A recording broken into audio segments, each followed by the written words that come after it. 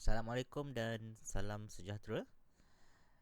Saya nak kongsikan pengalaman saya melancong yang memerlukan saya membawa power bank sebagai EDC. Saya menggunakan power bank 10,000 mAh dan mempunyai fungsi wireless charging. Kelebihan: 1. Sangat membantu apabila saya berada dalam perjalanan ke tempat yang jauh dan tiada punca elektrik untuk mengecas handphone. Tiada plug point atau plug di tempat awam. 2. Sepanjang perjalanan, saya menggunakan apps, Maps dan GPS untuk ke mana-mana. Apps ini menggunakan kuasa bateri yang banyak. 3.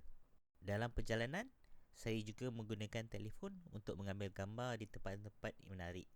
Saya tidak perlu risau saya akan kehabisan bateri telefon. 4.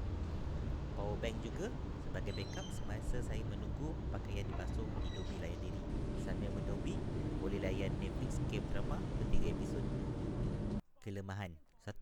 Power bank akan menambah satu lagi barangan dalam beg EDC anda. 2. Power bank adalah berat. Kadang-kadang macam bawa seketul batu dalam beg. Berat power bank bergantung kepada kapasiti bateri. Lagi besar kapasiti, lagi berat power bank. 3. Sila periksa dengan syarikat penerbangan anda. Hanya maksimum 10,000 mAh digunakan untuk dibawa ke dalam kabin kapal terbang. 4.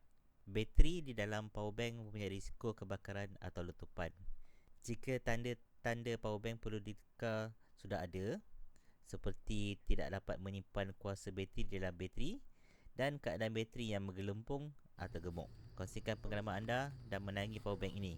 Power bank 66 watt, terdapat satu port micro USB untuk charging power bank, satu port USB-C untuk charging, dua port USB-A untuk charging. Terdapat on button.